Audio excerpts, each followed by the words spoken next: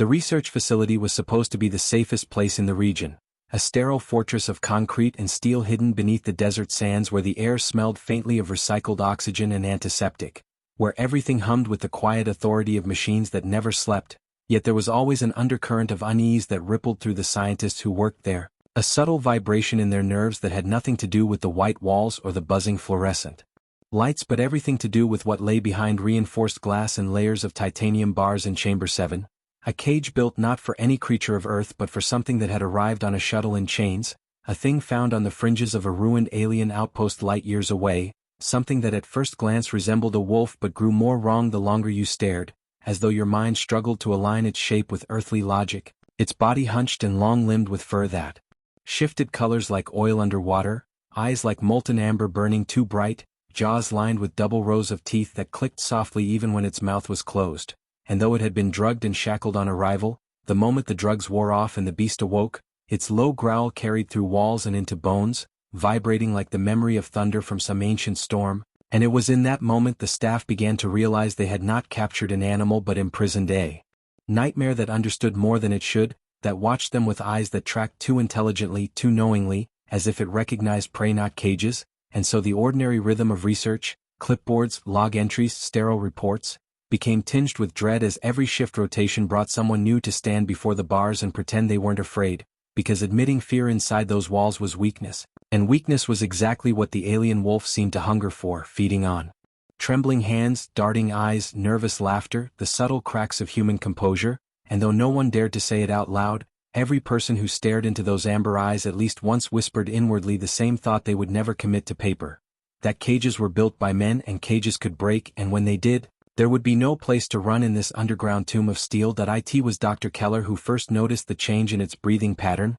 the way the alien wolf's chest no longer rose and fell in the steady rhythm of a sedated predator but in slow, deliberate inhales like it was tasting the air, sampling fear, and when she brought it up at the morning briefing, her colleagues brushed it off with nervous jokes about overwork and caffeine, yet their laughter was too sharp and brittle, shattering against the silent weight of the room because deep down they all felt it too, the shift. The creeping awareness that the beast behind the bars was not merely recovering but observing, adapting, waiting, and when the lights flickered during the storm that week, when the backup generators took an extra 5 seconds to kick in, they all held their breath and listened in the darkness for the sound of claws on concrete, because even in silence the cage seemed to pulse with restrained violence, like a heart too big for its chest, and still the orders came from above, observe, document, study, because somewhere far away people in suits believed data mattered more than the lives of those locked underground with it, and so the days stretched on in the oppressive glow of fluorescent lights, with every routine check a gamble, every feeding a test of nerve, and though the bars remained intact and the beast never moved more than a few feet during their observations, it was the way it stared that unnerved them most, how its gaze followed each person individually, like it knew the sound of their footsteps, the rhythm of their breath, and in the quiet hours, when the corridors were empty and only the hum of machines filled the air, some swore they heard it whisper, not in words, but in thoughts pressed against the inside of their skulls like claws dragging across glass, a psychic bleed that left dreams soaked in red and shadows crawling across the floor, and while the official reports mentioned none of this, while the files remained clean and clinical, something in the staff began to fray, subtle at first, short tempers, lost sleep, shaking hands, and then more dangerous, like the technician who smashed his own hand with a wrench just to be reassigned away from Chamber 7, or the intern who begged to be locked in solitary after claiming the beast had smiled at him, and through it all, the wolf never moved with urgency, never lashed out, simply waited, its amber eyes glowing in the dim, as if it knew patience was a weapon sharper than teeth. And one night, when the cameras glitched for exactly 13 seconds, the feed returning with a soft hiss, it was Dr. Keller who reviewed the footage frame by frame and saw it, barely perceptible, a blur of shadow, a shift in shape, but the cage door had been dented inward, a single bar bent like clay, and though alarms were not triggered and no one had entered or left the chamber, the next morning the control panel beside the door was scorched black, its circuits fried, and the data logs were corrupted, and while the administration blamed faulty wiring and scheduled maintenance, those who worked closest to the beast began whispering about intelligence, about intent, about something far older than humanity locked behind those bars, something that understood how to bide its time, and it was then, as the desert above baked under the sun, as sandstorms erased all trace of the facility's presence from satellite images, that those underground began to realize the cage was not protection for them, It was a test, a countdown, and the real question was not if it would escape, but when, and when it did, who among them would be the first to fall. The first true crack in their fragile illusion of control came on a night that should have been uneventful, a routine rotation of guards pacing the sterile corridors while scientists filed their late reports and the hum of machinery carried on like a mechanical lullaby. But uneventful was a word that could no longer survive in the same sentence as Chamber 7. And when the new guard, Morales, stationed himself outside the observation window, he found himself unable to look away from the wolf's eyes, those pools of molten amber that seemed to glow faintly in the dark, and though he tried to steady his breathing, tried to remind himself of training and procedure, he swore he felt something push against his mind, like a cold hand pressing down on the back of his skull, and in that moment, the ordinary dissolved into something far more primal, a flicker of instinct whispering run, and yet his boots felt nailed to the floor, his chest tightened, his hand hovered near his weapon but refused to move, and then the creature tilted its head just slightly, a subtle, deliberate movement that should have been insignificant but instead broke something in Morales, because it felt like acknowledgement, like recognition, as though the beast were silently saying, "I see you, I know you, you belong to me," and he staggered back, heart pounding, fumbling for the radio, only to find static hissing in his ear as though the frequencies had been swallowed whole, and by the time backup arrived Morales was sitting on the ground rocking back and forth, repeating over and over that it had spoken to him without words, that it had told him the bars were not for its confinement but for theirs, that when it chose to step out, nothing human could stop it, and though Keller dismissed his words in front of the others, filing them under stress-induced hallucinations, she carried a tremor in her hands for days afterward, because deep inside she believed him, and when she returned to review the security feeds, her stomach tightened into a knot. Because the cameras had glitched again, exactly at the moment Morales claimed to hear the voice, and for a full 27 seconds the feed dissolved into snow before snapping back, and when the picture cleared, the wolf was no longer pressed against the bars but crouched in the corner, staring directly into the lens, jaws parted in something that looked far too much like a smile, and Keller knew then that this was not chance, that the malfunctions, the whispers, the scratches in the back of their minds were pieces of a puzzle none of them wanted to see completed, but it was already too late to turn away, because the alien wolf was no longer just a specimen in a cage, it was a shadow that lived in their thoughts,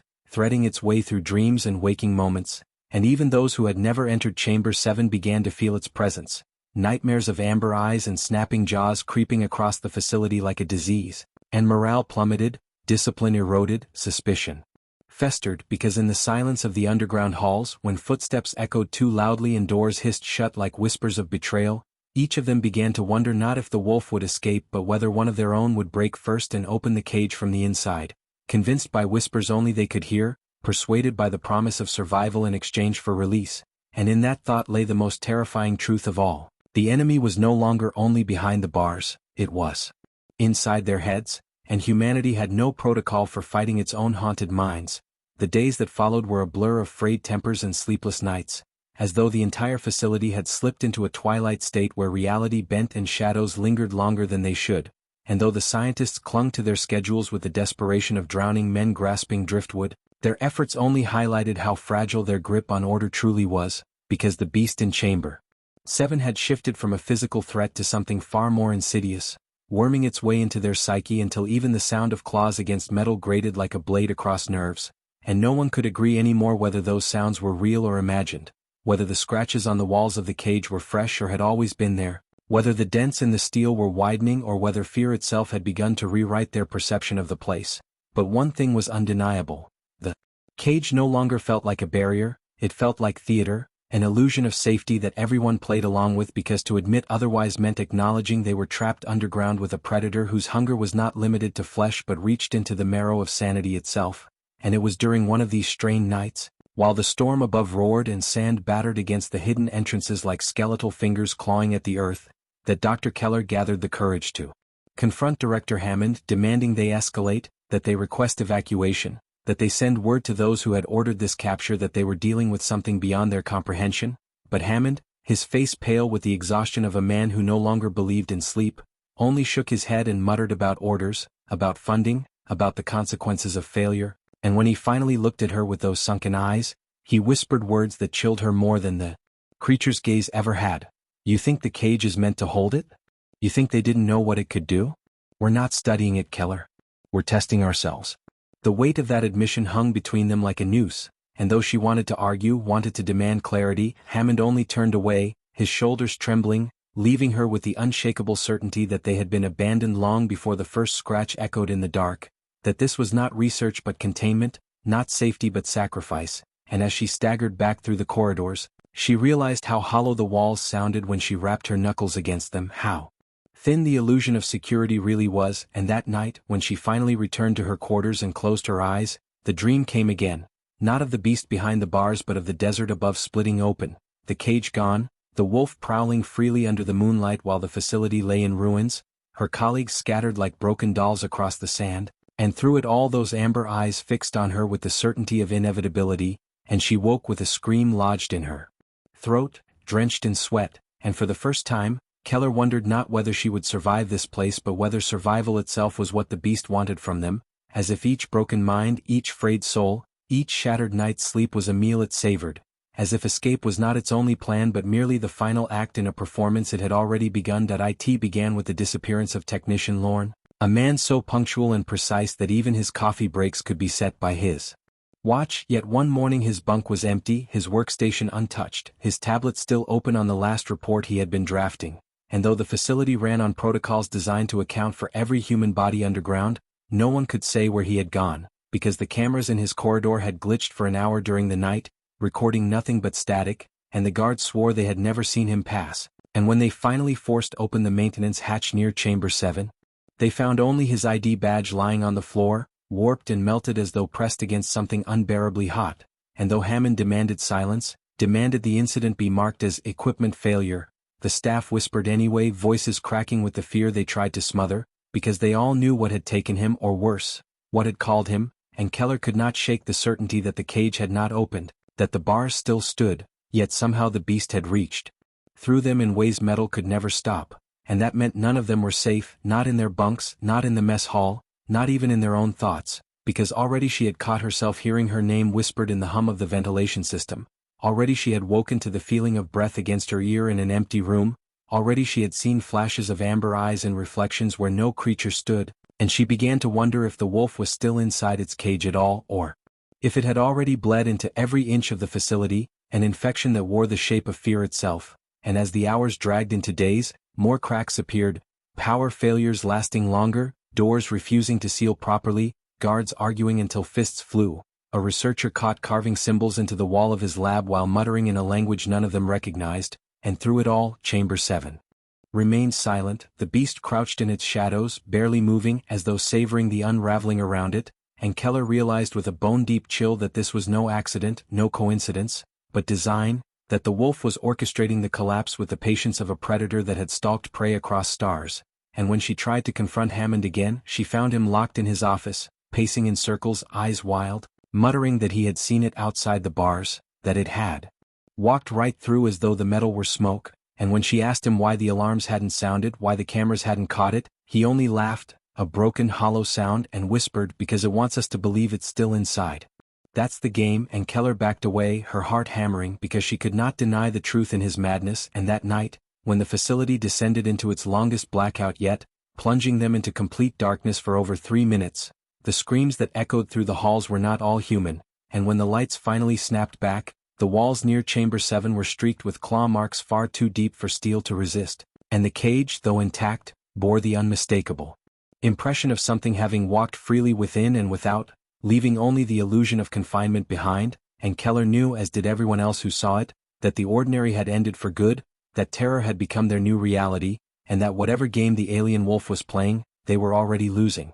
The collapse was not sudden but inevitable, the kind of unraveling that moved like a crack across glass, small at first, then spreading with unstoppable speed until the entire structure shattered, and by the time the alarms finally screamed in unison, the facility was already lost, because the wolf no longer needed to escape, it had made escape irrelevant, turning the underground fortress into a hunting ground without ever leaving its cage, if indeed it still remained there at all, for the cameras showed nothing now but static, and guards sent to reset the systems returned with vacant eyes or not at all, and the scientists, once so rigid in their professionalism, were reduced to whispers and trembling hands, barricading themselves in labs that felt less like sanctuaries and more like tombs, because no matter where they hid, the wolf was present, its growl vibrating through walls, its shadow stretching too far under flickering lights, its scent of ozone and blood seeping into their lungs until breathing itself felt contaminated, and the terror that followed was not the blind panic of prey chased by predator but the slow, suffocating awareness that the predator was inside their thoughts,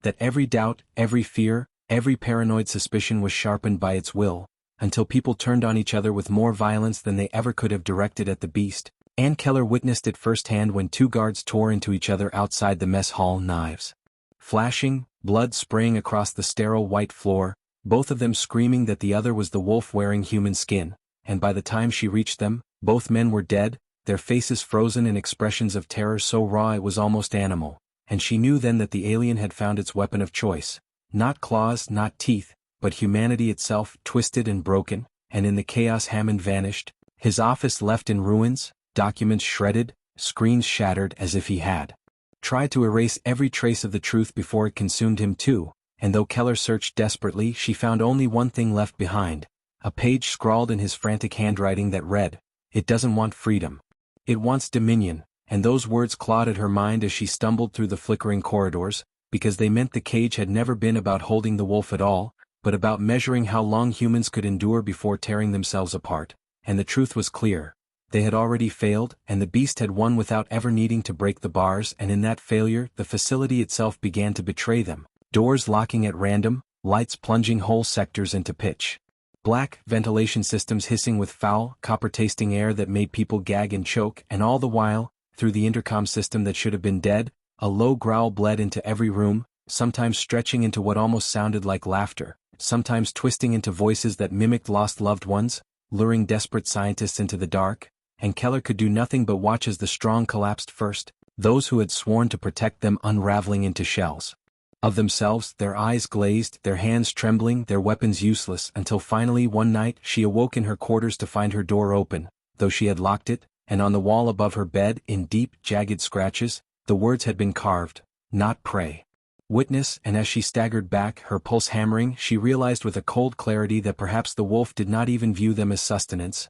but as an audience, forced to watch their own destruction play out piece by piece, until nothing remained but silence, and in that silence it would walk free, not because the bars had failed, but because humanity had. By the time only a handful of survivors remained, the facility no longer resembled the pristine labyrinth of steel and glass it once had been. Corridors were streaked with blood, both human and unidentifiable, doors hung broken on their hinges, the stench of rot clung to the recycled air, and the constant hum of machinery had been replaced by a chorus of malfunctions, sparks spitting from exposed wires, pipes groaning, alarms flickering half-dead like mechanical screams that had given up hope. And yet even in this ruin, Chamber 7 remained intact, its bars still upright, its reinforced glass still unbroken, but no one dared to approach it anymore because the cage felt less like a prison and more like a mouth, waiting, watching, hungering, and Keller could see in the eyes of the survivors, the young intern Maddox, trembling but stubbornly clutching his sidearm, Sergeant Hale, the last soldier who still believed in fighting even as blood stained his fatigues, and Dr. Lien, whose hands shook too violently to hold a pen but whose mind still whispered fragments of reason, that all of them understood the truth none dared say. The wolf was no longer in the cage, it was everywhere, and yet the illusion of the bars still standing was worse than if they had been shattered, because it proved the beast no longer needed to move to win, that it had already woven itself into every crack of their thoughts, every breath they took, every glance over their shoulders when they swore they saw movement in the shadows, and though Hale tried to rally them, tried to speak of countermeasures and escape routes and tactical retreats, the words rang hollow, bouncing against walls that seemed to pulse with the creature's presence. And Keller realized that Hale's fight was not against the wolf but against despair itself, a war he was destined to lose, for already Maddox had begun muttering under his breath, eyes darting wildly, insisting he could hear the wolf calling him by name, telling him that survival lay not in resistance but in surrender. And when Keller grabbed him, shook him, begged him to hold on, she saw in his face the hollow resignation of a man who had already given himself over, and before Hale could stop him, Maddox ripped free and ran down the corridor toward Chamber 7. His voice breaking into laughter that echoed like glass shattering, and though they chased him, though Hale's boots pounded against the floor, they arrived only in time to see him vanish into the shadows before the bars, the camera sparking to life. For one brief moment, showing his figure stepping into the cage, and then static devoured the image, and when it cleared, Maddox was gone, no blood, no body, no sound but the low, rumbling growl that filled the chamber, vibrating through the walls, rattling their bones, and Keller clutched her ears, tears streaming, because she understood now that the wolf did not need to kill to win. It only needed them to break themselves, to walk willingly into its dominion, to surrender piece by piece until there was nothing left to resist. And as Hale swore vengeance, as Lien whispered broken prayers, Keller felt a deeper terror gnaw at her chest. That perhaps they were not meant to survive at all, that survival itself was the bait, the trap, and that the only reason they were still alive was because the wolf wanted them to witness the final act of its play, the moment when ordinary humanity, with all its science and soldiers and steel, collapsed into dust before a predator that had never needed to lift a claw. The final night came without warning, though in truth, Keller knew it had been coming all along, for the facility no longer belonged to them. It was the wolf's den now, and every flicker of light, every groan of steel, every hiss of air through the vents was its breath upon their necks, its whisper curling in their ears, its shadow stretching across their failing courage. And though Sergeant Hale stood firm with rifle in hand, jaw clenched in defiance, there was a hollowness in his eyes, a knowledge that bullets were nothing against a terror that lived inside their skulls. While Dr. Lien had retreated so deeply into herself that her whispered prayers had become a constant drone, a fragile thread keeping her tethered to sanity, and Keller, caught between them, felt herself breaking in places she hadn't known could fracture, her thoughts no longer her own, her memories tangled with visions of teeth and amber eyes, yet still she clung to one truth: if this was to be the end, she would face it on her feet, not crawling into the darkness like the others. And so when the power surged one final time, plunging the entire complex into blackness before roaring back with a violent hum, they all felt it. The bars of Chamber 7 had dissolved, not shattered, not bent, but simply ceased to exist, as though reality itself had bent around the will of the beast, and standing in the center of the chamber was the wolf, no longer crouched, no longer confined, but tall and terrible, its form rippling between shapes that broke the mind to comprehend, first shifting from black to silver to crimson in the blink of an eye, its eyes twin suns of molten gold that seared into their souls. And though Hale opened fire, the shots cracked loud in the confined space, echoing like thunder. The bullets passed through the beast as though through smoke, and still it advanced, each step deliberate, claws tapping against steel like the countdown of a clock, and Keller could feel it in her chest, not the weight of its body but the weight of its mind, pressing against hers, peeling back her thoughts like paper, showing her visions of worlds burning, of civilizations kneeling, of cages scattered across galaxies, each filled not with animals but with humans, always prey made to watch their own undoing. And she screamed against it, clawing at her head, yet some fragile part of her resisted, some stubborn spark of will that refused to surrender. And the wolf turned its gaze on her fully then, and in that moment she understood. This had never been about hunger or even conquest, but about demonstration, a display for something unseen, some force beyond them, and they were not victims but exhibits, a lesson carved in terror. And as Hale fell to his knees, blood seeping from his eyes as Lien's prayers twisted into laughter before her body crumpled lifeless to the floor, Keller stood trembling yet unbroken, and the wolf leaned closer, its breath hot and acrid, its growl rolling through her bones, and in a voice that was not a voice but a thought hammered into her skull, it whispered, "Witness the end of ordinary. Witness what comes after." And then the walls around her split, the ceiling groaned, the earth above cracked, and the desert night poured in, cold and endless, and the wolf stepped past her, not sparing another glance, vanishing into the sands with a grace that mocked the devastation left behind. And Keller, staggering on shaking legs, emerged from the ruins hours later, the sky above ablaze with stars that seemed to pulse with the same amber fire she had seen in its eyes, and she knew with a hollow certainty that humanity had not faced the alien wolf in a cage. They had only faced its shadow, its echo, its test, and somewhere far beyond, the true predator was waiting, patient as ever. And the ordinary world would never exist again, not for her, not for anyone, for once you have looked into the eyes of something that bends reality with its will, the terror never leaves you, it follows, it breathes with you, it waits and it smiles.